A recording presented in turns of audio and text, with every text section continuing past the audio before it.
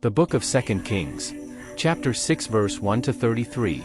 And the sons of the prophet said unto Elisha, Behold now, the place where we dwell with thee is too strait for us.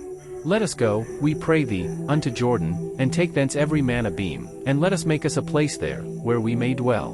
And he answered, Go ye. And one said, Be content, I pray thee, and go with thy servants. And he answered, I will go. So he went with them. And when they came to Jordan, they cut down wood. But as one was felling a beam, the axe head fell into the water, and he cried, and said, Alas, master! For it was borrowed. And the man of God said, Where fell it? And he shewed him the place. And he cut down a stick, and cast it in thither, and the iron did swim. Therefore said he, Take it up to thee. And he put out his hand, and took it. Then the king of Syria warred against Israel, and took counsel with his servants, saying, In such and such a place shall be my camp.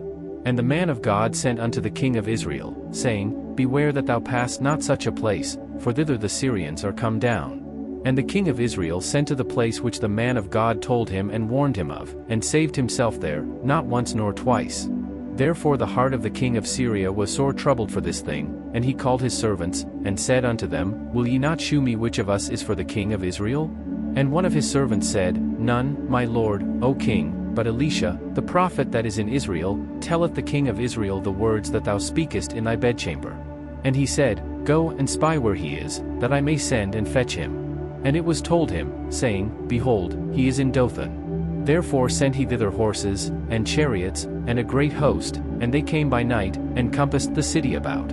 And when the servant of the man of God was risen early, and gone forth, behold, an host compassed the city both with horses and chariots. And his servant said unto him, Alas, my master! How shall we do? And he answered, Fear not, for they that be with us are more than they that be with them. And Elisha prayed, and said, Lord, I pray thee, open his eyes, that he may see. And the Lord opened the eyes of the young man, and he saw, and, behold, the mountain was full of horses and chariots of fire round about Elisha.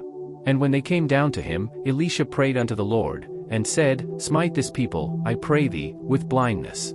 And he smote them with blindness according to the word of Elisha. And Elisha said unto them, This is not the way, neither is this the city. Follow me, and I will bring you to the man whom ye seek. But he led them to Samaria. And it came to pass, when they were come into Samaria, that Elisha said, Lord, open the eyes of these men, that they may see.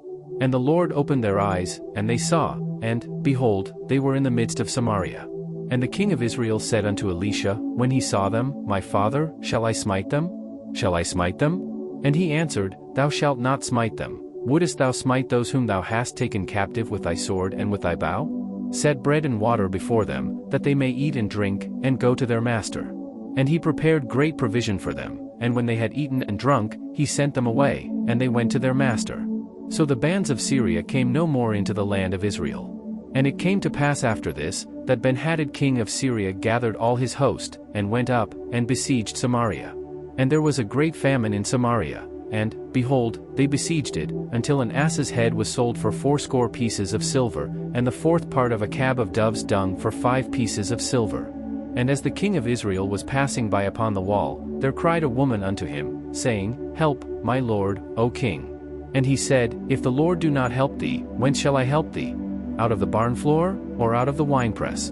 And the king said unto her, What aileth thee? And she answered, This woman said unto me, Give thy son, that we may eat him today, and we will eat my son tomorrow.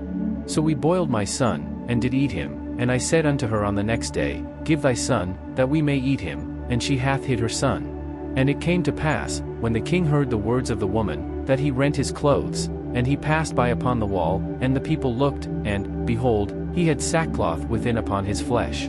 Then he said, God do so and more also to me, if the head of Elisha the son of Shaphat shall stand on him this day.